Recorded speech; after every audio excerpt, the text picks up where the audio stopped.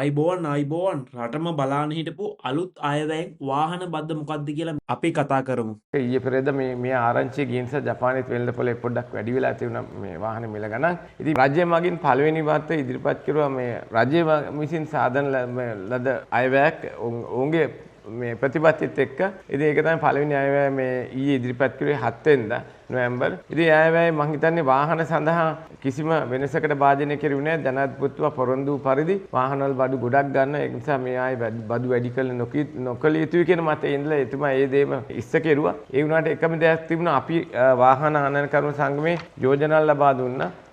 ඒ යෝජනාවල් 19න් 6 වෙනි යෝජනාව තිබුණේ මේ SSCL බද්ද. ඉතින් ඒ බද්ද මම හිතන රජය මේ වැඩි වෙලා නැහැ බද්ද මේ කළමනාකරණයක් විතරයි කරලා තියෙන්නේ. කලින් තිබුණ බද්ද අපි විකුණලා තමයි ගෙවන්න ඕනේ පනතට ප්‍රකාර වරායන් ගන්නේ නැතුව. අපි එක ඉල්ලීමක් කරුවා අපි නිත්‍ය ආනයනකරුවට වරායන්ම ගන්න ඒ බද්ද. ඒතර කාටවත් පොදුයි. ඒතර රජයටත් හොඳ ආදායමක් එනවා. අපි වෙළෙන්දන් වශයෙන් අසරණ වෙන්නේ අපි පිරිවැය අපේ වැඩි පෞද්ගලික වාහන ගෙන්නලා ඒවා ඊට පස්සේ ඒක වාසිය අරගෙන විකුණනවා. රජයට ඒ බද්ද ගෙවන්නේ නැතුව වෙළඳාම් කටයුතු කරනවා. ඉතින් ඒ වැරද්ද නිවැරදි කරව මචං ජනාධිපති ඒ ආකාරයෙන් ප්‍රකාශයක් කෙරුවා. ඒ වගේම සුවිශේෂතාවය තිබුණේ නොවැම්බර් 7 වෙනිදා මේ ඉදිරිපත් කරුවා මේ මහ බැංකුවෙන් වාහන සඳහා ලබා දෙන ණය ප්‍රතිශතයෙන් නැවතත් ඒක වෙනස් කිරීමට වාජනය කෙරුවා. ඒක මෝටර් කාර් වලට 60%ක් කරපු එක නැවත ඒක 50% දක්වා අඩු කරලා තියෙනවා. මේක ගන්න තියෙන්නේ වාහන අපි පාවිච්චි කරපු වාහන ආනයන කරපු හැටියට ඒක ගන්න තියෙන්නේ ආනයනික වටිනාකම. රේඩියෝ සටහන් තියෙන වටිනාකම සහ බද්ද එකතු කරලා එන එකෙන් පරිමේ දැන් දෙන්න පුළුවන් 50%යි. ඒක 60 50% කරලා තියෙනවා. ඒ වගේම තමයි එහෙම නැත්නම් වෙලෙන්දෙක් විසින් ලබා දෙන ඉන්වොයිස් පත්‍රයට ප්‍රකාරව ඒක 60% දුන්න එක 50 කරලා තියෙනවා. හැබැයි මෙතෙන් තව සුවිශේෂතාවය තියෙන වෙළඳ වාහන සඳහා තව රජයේ 80%ක් තිබිච්ච එක 90 දක්වා වැඩි කරලා තියෙනවා. ඒ ප්‍රතිශතය. ඒ වගේම තමයි ත්‍රිවිල් සඳහා 50% දුන්න එක වැඩි කරපු එක නැවත 25% දක්වා රජය අඩු කරලා තියෙනවා. ඒ වගේම තමයි එතනින් එහාට ලයිට් ට්‍රක් සඳහා ඒ බද්ද වෙනසකට භාජනය කරලා තියෙනවා 90%ක්. ඒ කියන්නේ 80%ක් තිබිච්ච එක 90%ක්. ඒතර පාවිච්චි කරපු වාහන සඳහා 70% තිබුණ එක ඒ විදිහටම තියෙනවා. එතකොට ඉලෙක්ට්‍රික් වාහන සඳහා සුවිශේෂතාවය රජය කරලා තියෙනවා. නැවතත් හැම එකකටම ත්‍රී වීල් එකක්ද, බස් එකක්ද, ලොරියක්ද, කාර් එකක්ද හැම එකටම 90ක් දෙන්න තීරණය කරලා තියෙනවා. ඒ වගේම තමයි හයිබ්‍රිඩ් මෝටර් කාර් වලටත් දෙන්න තියෙන 50%යි. ඉතින් මේකෙදි කියන්න ඕනේ අලුත් වාහනයක් ආනයනය කරනවා නම් ඔවුන් දෙන ඉන්වොයිස් පත්‍රයට දෙන්න ඕනේ.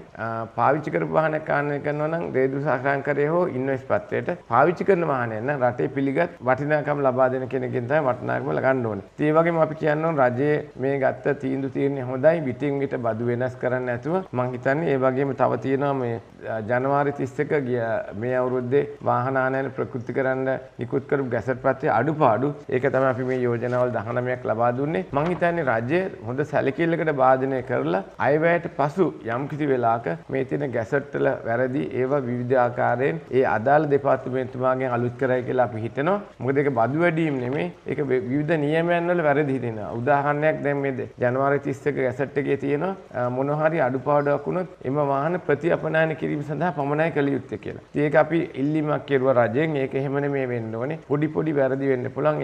ඒක සාධාරණ වැරදි වෙන්න පුළුවන්. ඒක අත්වැරදීම් වෙන්න පුළුවන්. ඒක තීරණය කරන්න ඕනේ මුදල්ලම මේ රේගුවත් ආනයන පාලක දෙපාර්තමේන්තුවත්. ඔවුන්ගේ යටතේ ඔවුන්ගේ නියමයන් නැත්තේ දඬුවම් දීම තමයි කළ යුත්තේ. ඉතින් ප්‍රතිඅපනයනය කරන්න බොහොම ඒක ගැලපෙන්නේ නැති දෙයක්. මොකද සමහර අධ්‍යා රේගු වර්ධකට ගියාට පස්සේ මුදල් ගෙවලා ඒ රටවල්ලට අපේ සල්ලිත් ගියාට පස්සේ තමයි ඒ කටයුත්ත සරණ යොමු වෙන්නේ. ඒක අපේ සල්ලිත් ගිහලා වාහනේ ප්‍රතිඅපනයන කරපුවා රටටයි පාඩුවක් වෙන්නේ. රටේ තියෙන සම්පතක් නැති වෙන්නේ. ඒ වගේ අඩුපාඩු තියෙනවා. ඒක මම හිතන රජයේ සැලකිල්ලකට භාජනය කරයි සමස්තයක් වශයෙන් ගත්තාම කිසිම වෙනසකට භාජනය වෙලා නැහැ. ඉතින් ඒ වගේම තමයි මම හිතන්නේ පහුගිය කාලේ ජපානයේ පොඩ අඩු වෙලා තිබුණා. මම දැක්ක ඊයේ පෙරේද මේ ආරංචිය ගිය නිසා ජපානයේ වෙළඳපොලේ පොඩ්ඩක් වැඩි වෙලා තිබුණා මේ වාහන මිල ගණන්. ඉතින් මං හිතන්නේ නැවතත් වාහනයක් ගන්නවා නම් ඉන්නවා නම් කෙනෙක්ට තමුගේ වාහනයක් මාරු කරලා හොඳම අවස්ථාව.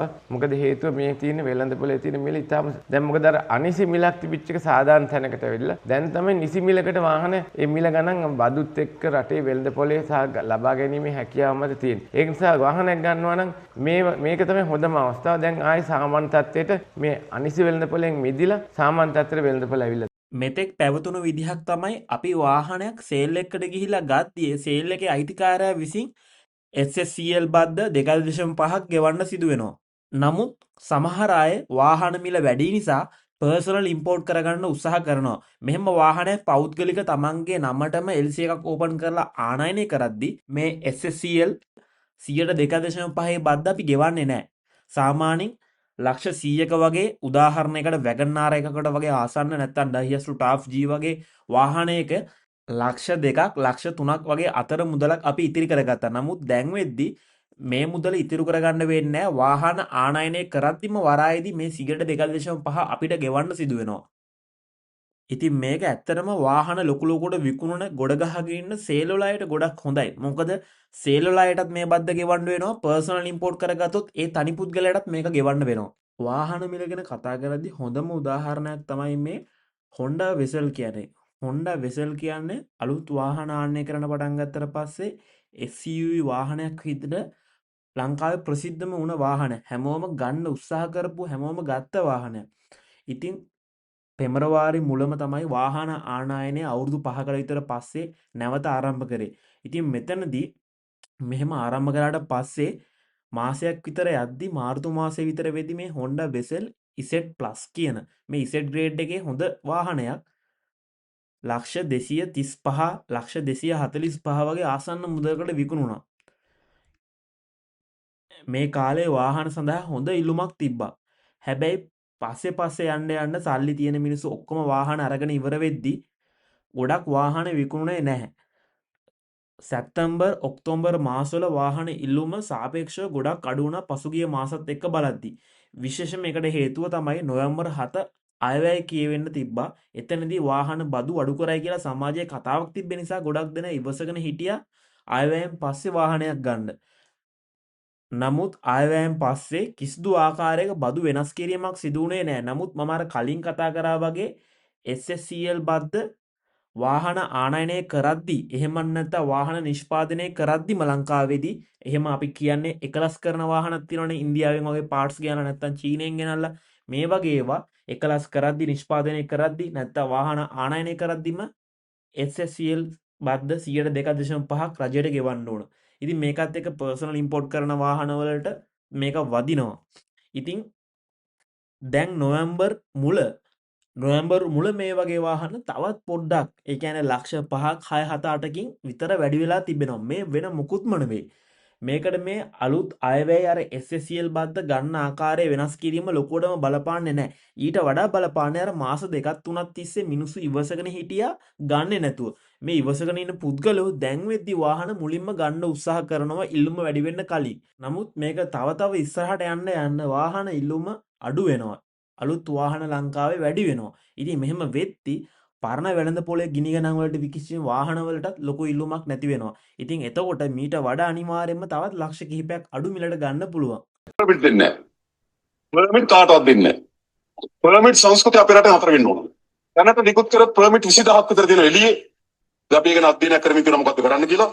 හැබැයි දැනටම පර්මිට් ගැන හිතන්නවත් එපා. අපි වාහන වෙළඳ පොළ විවෘත කරා. ඒක විවෘත කළ යුතුයි කොයි වෙලාවෙ. අවුරුදු 5ක් 6ක් වාගෙන හිටියේ. අපි විවෘත කරන දන්න විශාල තෙරපුමක් කියලා බව. අපිට එම තෙරපුමක් ආවා. මේ ඔක්තෝබර් මාසේ 30 වෙනිදා වෙනකොට වාහන සඳහා LC ඕපන් කරලා තිබෙනවා. ඩොලර් මිලියන 1933ක. ඩොලර් මිලියන 1933ක වාහන LC ඕපන් කරලා තියෙනවා. වාහන ගෙන්නලා තියෙනවා ඩොලර් මිලියන 1373ක. දැනට අපේ සමාජ ආරක්ෂණ බන්ධ තියෙන වාහන අලවියේදී. නමුත් දැන්ට වාර්තා වෙලා තියෙන අලවියේදී මේක අපිට නිසි පරිදි වාර්තා වෙන්නේ නේ. දැන් අපිට අවස්ථා දෙකක් තිබෙනවා. වාහනය ආනයනය කරන අවස්ථාවේදී සමාජ ආරක්ෂණ බද්ද අය කරනවා. එතන අලවියේදී තිබුණු බද්ද අයින් කරනවා. ඒතර බද්ද වෙනසක් වෙන්නේ නැහැ. බද්ද අය කරගන්න ආකාරය වෙනස් කරනවා.